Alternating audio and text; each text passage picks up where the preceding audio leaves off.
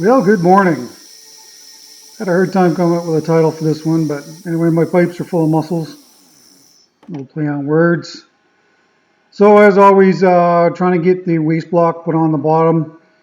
This is how I do all of my bowls, except for the fractal burnt ones, because the glue has a hard time staying onto the bottom of the bowl, so I usually put them on chuck, but all the other bowls are done this way. And any old cheap hot melt glue will do. You don't need to buy any fancy stuff. I always start trimming on the outside of the bowl first. That way, you basically determine what the diameter of your bowl is going to be. So yeah, and again, I'm just doing some pull cuts here. Try not to be too aggressive. Try not to get too much tear out. And of course, sharp tools are a must. And I'm using the 5/8 bowl gouge by David Ellsworth.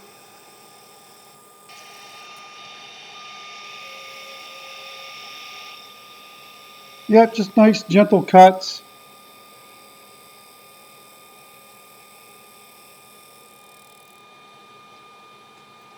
I do find one of the best ways of taking any tear out on the outside of bowls, of course, is the shear scrape like I'm doing there. And it comes off in long ribbons.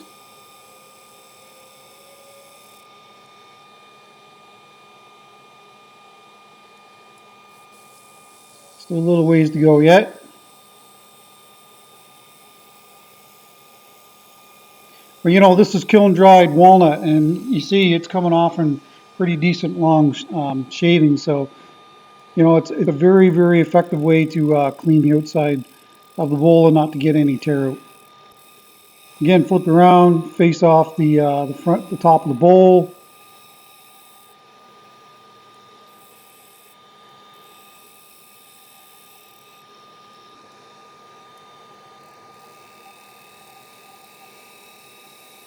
And now, as you can see, I always start the tool on its side, and then that way, you get a place for the bevel to ride, and then you can turn it around and put the flutes up, and then go straight into the bowl. If you try to do that, if you try to go straight into the bowl with the flutes up, it's going to be probably pretty bad.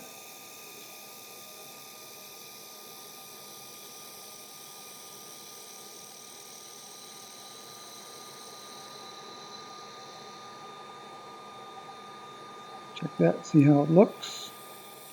Not happy yet.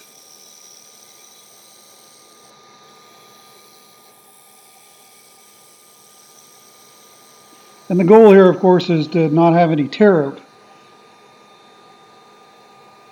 If you have little ridges and bumps in the wood itself, it's not really, those are not hard to sand out. What is hard to sand out, of course, is the tear out. So this is probably my final pass, I think.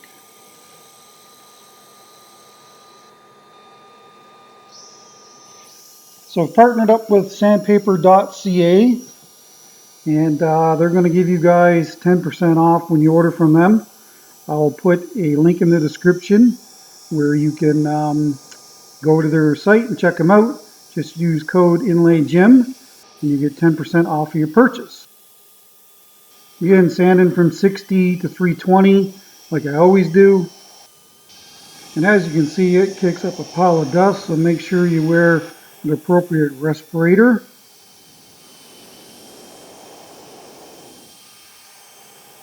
And of course, when I try to get into tight places, sometimes I use this little air-powered sander. Works well. Here I'm just determining how wide I need to make the groove for the inlay. Just using a fine tip Sharpie.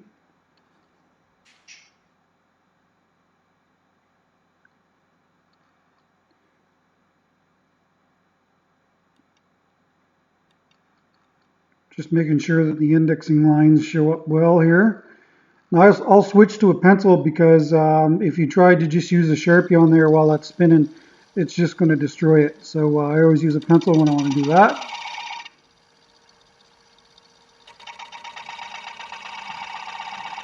I mean, it's not absolutely crucial that the pipes fit in there tight.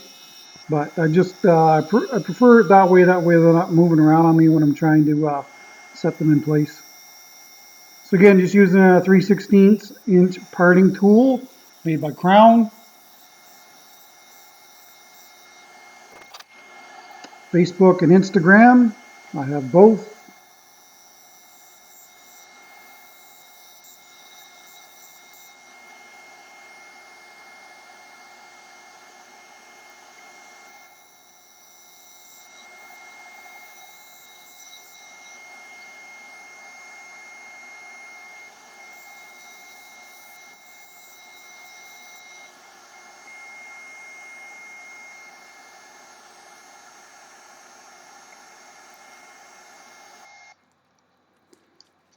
And again, I always put on a coat of finish before I do any inlay with the thin CA, just in case there's any glue spills, that it doesn't stain the end grain. That's the main reason why I do it. I get asked that a fair bit, and that's why. If you don't have anything on there to protect the wood and you happen to get a glue run, especially on the end grain, you could have to do a lot of sanding to try and get rid of it, and you may not even get rid of it, depends on the wood.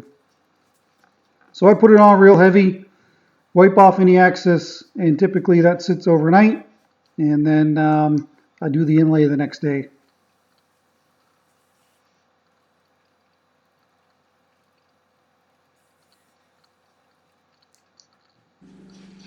So since I've got these waste blocks, they're quite tippy, so I like to put it just mounted in a piece of wood like that. That way I can work on the inlay and not worry about it falling over.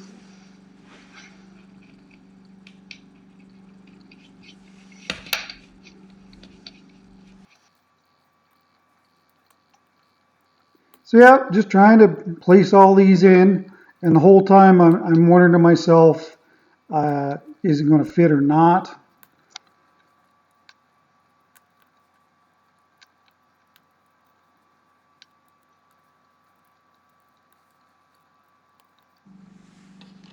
And I will say this is certainly a finicky inlay to do. Time consuming and probably one of the more expensive ones that I do anyway. And of course, Murphy's Law, it's not going to fit properly. But it's not a big deal. I'll just space them out as best I can, just a little tiny bit between them. And eventually it'll all work out, and looking at the completed inlay now, you can't even really even tell that there's any gaps. Of course, the thin CA, link in the description for 10% off. Use code INLAYJIM. So I want to set the pipes in place first, then sand them back flush with the surface of the wood, and then put the mussel shells in. Now I cut these pipes a long time ago. I've been holding on to them, and I kind of really wish that I had waited until now. But anyways, no big deal. Here I'm sanding back the pipes flush with the surface of the wood. It's best to do that before the inlay goes in. Yeah, I'm just using 60 grit to cut it back, and it actually worked quite well. Over at the inlay bench, I use a fine strainer to sift out any real fine material when I'm crushing the shells. And of course, plastic conduit that I made to keep things from flying all over the shop. Steel plate.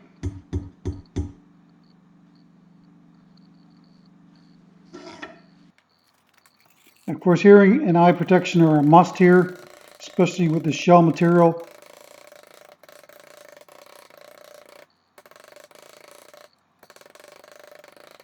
So just smash up a bunch of it, throw it in the strainer, and I used actually the fine mussel shells as a different inlay. It's surprising how different they look, the two inlays, the coarse mussel shells and the fine mussel shells. I'll have to do a video on that one of these days.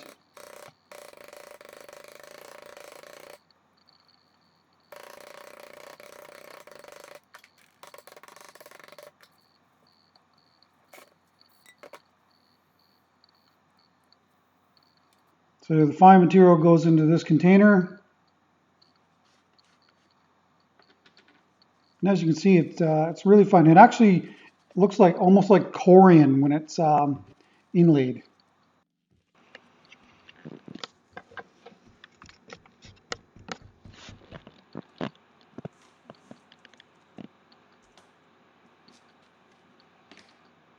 So yeah, I keep them all separate. My bench actually should be cleaner than this.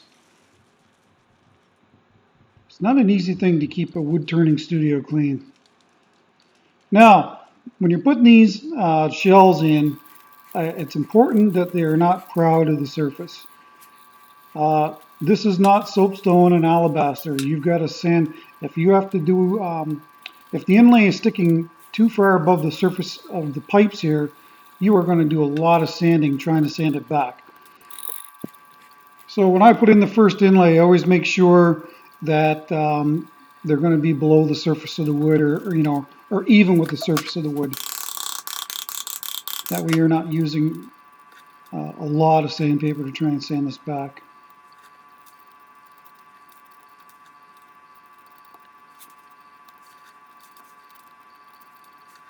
And mussel shells are probably my most popular inlay that people like to buy. Contrasting blue and mother of pearl really looks nice. Again, you've got to use the thin CA glue here. Star Bond. So yeah, there's a few that are sticking up there, but for the most part, it's not too bad.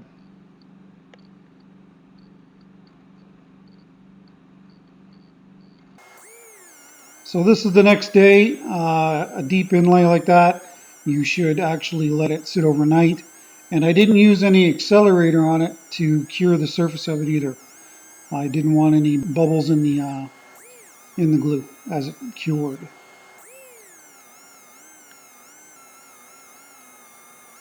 Again, 60 grit. I get these PSA discs, 6-inch discs from sandpaper.ca as well. So this is the second filling. What I've done is I've crushed up a little bit finer material. I should say finer shells. So I'll just try and put those in there to try and fill in any of the real big gaps. And then the rest of the inlay will be the clear CA. And of course, be careful not to get the glue running all over the inside and outside of your bowl.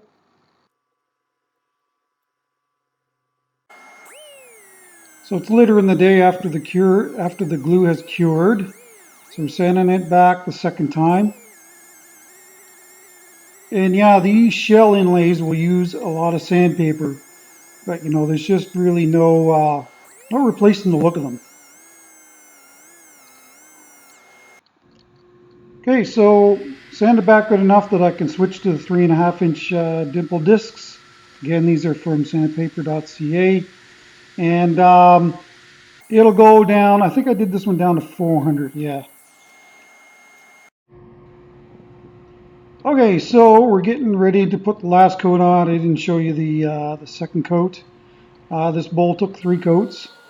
Again, I'm using 4-0 steel wool. Yes, I've used the Scotch Brite pads.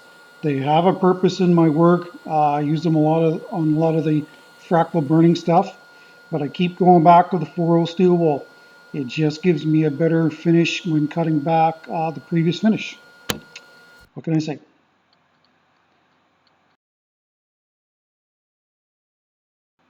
Again, wood bowl finish by General Finishes.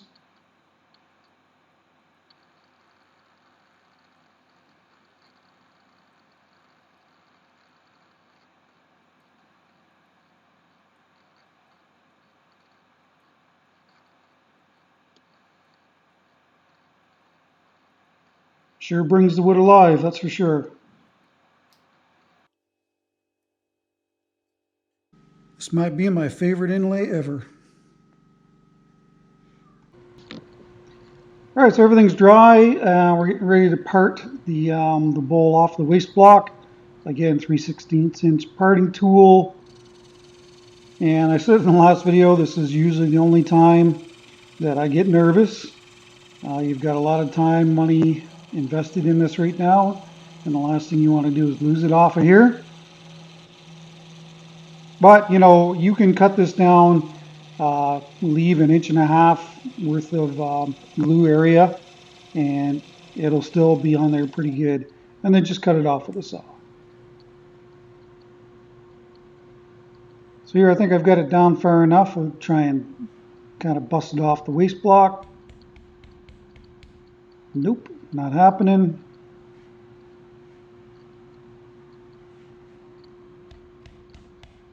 And as you can see, I'm smacking on that pretty hard. And there's probably about 2 inches of glue there now, I would think. And when I put that parting tool in, I wiggle it back and forth a little bit. I don't know if you can pick that up. And that just gives you a little bit more clearance in the groove. So there, we're down quite a ways now. And if I didn't knock it off here, then I would have cut it off with a saw. Make sure you get a firm grip of it. Now, I've never shown this before. I'm just facing this off, so I'm getting ready for the next bowl. Speaking of face plates, let's talk about how I make my own. Okay, I get asked a ton of questions about the face plates that I use. So years ago, I had a Henry Taylor tool lathe, and it had a 1-inch, 8 thread per inch spindle on it. So of course I had all of these face plates made up, so I didn't want to throw them out. So I had an adapter made when I got my new General. This is 1 inch and 1/8 is what the left-hand threads on the outboard end on the General is. And so anyway, I had this adapter made up. That's why there's an adapter on my lathe, just so that I didn't have to redo all these. If my General had been the first lathe, these would all be 1 inch and 1/8 in size. So there's 2 ways to make these face plates. You can actually buy, you'd have to go to like a specialty nuts and bolts type store like Fastenal or whatever, and buy these large washers. Make sure they're good and thick. And then of course the nuts that will fit your lathe. And anyway, just put a bolt through to hold the face, to hold the washer in place, and then weld it. This is welded in 3 spots. You could weld it all the way around. We didn't really see it necessary. You might want to drill your holes beforehand. And as you can see, I just kind of fit them in wherever I could. It's not really all that crucial. And there's different sizes. So the other way is to make your own, and that's what I did here. This is a larger one. You can see it came out of there. And just to make use of the plate steel, this is 1/4 inch plate steel. I just made the smaller ones as well. So what I do is I use a hole saw on my drill press, drill down through, not all the way through initially on the outside profile. And then I take a 1-inch hole saw and punch out the center. Now this has still got a shoulder for this hole saw to rest in, and then anyway you just go back and then punch the disc out. Anyway, once the nut is welded on it, you can put them on the lathe and maybe even just use a file as it's spinning to clean it up. Don't be so concerned about if there's a little bit of wobble with these. Once the glue block gets mounted on here, and these are 1-inch lag bolts, and as you can see, some of them snap off, whatever, it's no big deal. There's still 7 holding this on here. It's not coming off. So anyway, when I put my waste blocks on, I take a parting tool and just put these grooves in it, and that gives the hot melt glue more adhesion space, if you will. And anyway, I've just found this very effective. It's funny, I've looked on YouTube and I don't see anybody else doing this. So I don't know. Anyway, I learned this from another turner in New Brunswick when I lived there. Anyway, that's the lowdown on making these. You can make a bunch of these cheaply. I had a guy, a hobbyist machinist, make these years ago, and it's made out of some type of aluminum. I would stay away from these. They tend to really gall up the threads really bad. These steel washers are fantastic, and I've never had any issues with them galling up anything. So anyway, that's it. Just if you're going to get one of these made, make sure you get a hold of a good machinist to make one. Anyway, back to turning. All right, so I'm using my handy vacuum chuck system from One Way Manufacturing. And if you do any amount of bowls at all, I highly recommend getting one. Just makes your life so much easier. And yeah, it takes a little bit to kind of get it where you want it so that it's on there good. If you're turning inboard, you can use you can see the spot in the bottom of the bowl to put your tailstock on, and you know that would line it up perfectly. But you know, I've got mine for the left-hand outboard end of my lathe, so that I could do the bottoms of larger bowls, larger than 20 inch in diameter, because my general will only turn 20 inches over the bed of the lathe. So yeah, again, using the 5/8 Ellsworth bowl gouge. And I do make the bottom a little concave. That way when it's sitting on the table, if there's crumbs or any kind of stuff like that, it's not going to make the bowl rock. And usually you can start at 180 because it's all face grain, and then I finish at 320.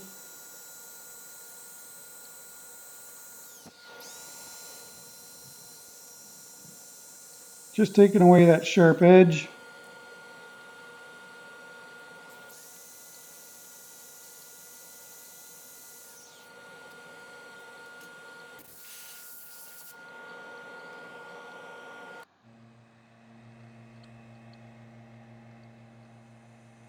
There, all the information's on the bottom of the bowl now.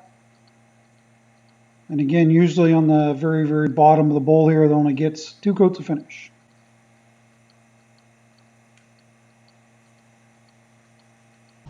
Well, all right, that's it for this week's video. Hopefully you enjoyed it. The voiceover was popular last week, so I'm going to stick with that and just continue doing voiceovers. So last little look at the bowl here.